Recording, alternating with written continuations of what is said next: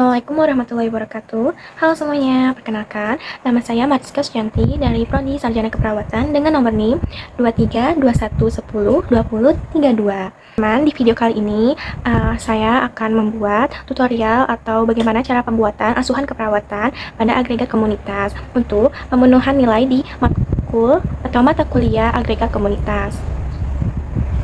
Asuhan keperawatan agregat komunitas sendiri adalah asuhan keperawatan yang dilakukan pada kelompok tertentu, misalnya seperti ibu hamil, lansia, balita, remaja, maupun itu kelompok wanita atau kelompok pria. Tujuannya itu untuk meningkatkan derajat kesehatan, mulai dari pengkajian hingga tahap evaluasi.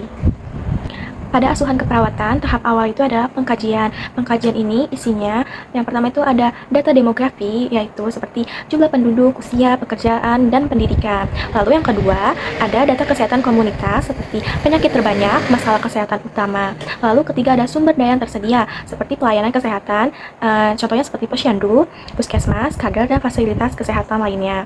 Lalu yang keempat, ada perilaku kesehatan masyarakat, baik itu dari pola makannya, kebersihan diri atau lingkungan sekitarnya, lalu aktivitas, dan ada aktivitas kesehatan seperti pemeriksaan payudara sendiri atau yang lebih dikenal dengan sadari.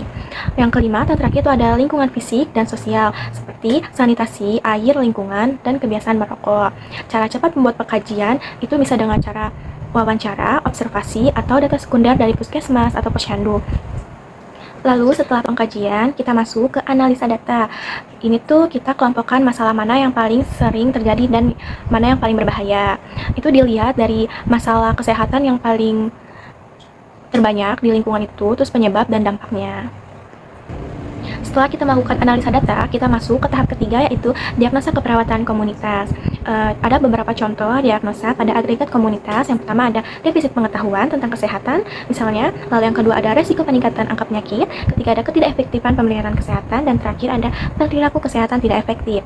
Kita merumuskannya itu lihat dari masalahnya, lalu penyebabnya, dan data pendukungnya. Seperti misalnya, kayak contohnya kayak gini, defisit pengetahuan tentang sadari berhubungan dengan kurangnya informasi ditandai dengan remaja tidak melakukan langkah sadari.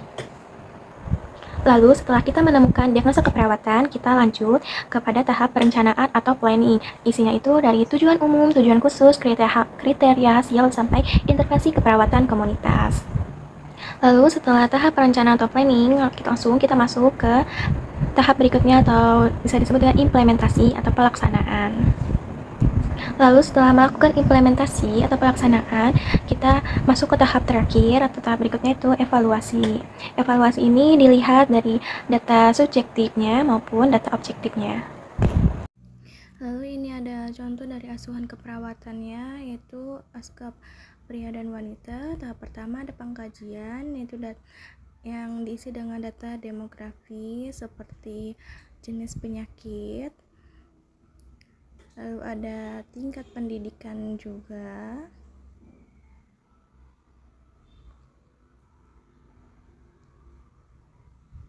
Setelah tingkat pendidikan, dikaji juga gaya hidup konsumsi junk food, terus kepemilikan BPJS,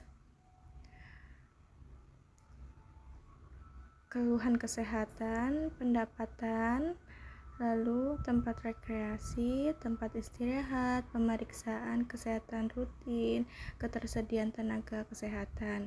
Setelah pengkajian, kita masuk ke analisa data.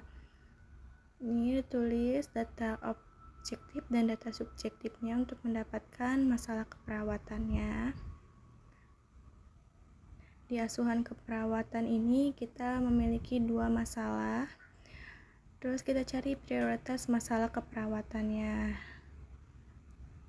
Nah, kita cari ini, kita masukkan 2 masalah keperawatannya, terus kita scoring dengan jumlah yang paling besar itu yang jadi penentu masalah awal.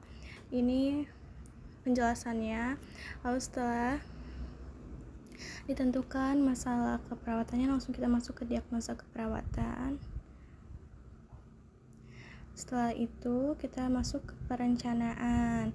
Perencanaan itu tuliskan juga tujuan dan kriteria hasil hingga intervensi keperawatannya.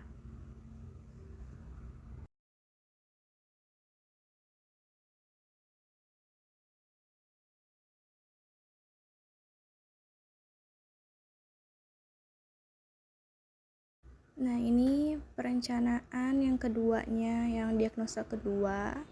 Tulis juga seperti tadi masalahnya, tujuannya, kriteria hasil, dan intervensinya. Habis itu kita langsung melakukan pelaksanaan hingga evaluasi. Baik teman-teman, sekian video yang saya buat atau penjelasan yang saya jabarkan tentang pembuatan asuhan keperawatan agregat komunitas. Semoga dengan video ini bisa bermanfaat untuk saya dan untuk semuanya. Mohon maaf bila ada kesalahan atau sedikit yang kurang. Mohon maaf apabila ada salah-salah kata atau perbuatan. Sekian video yang saya jabarkan. Wassalamualaikum warahmatullahi wabarakatuh. Hai semuanya.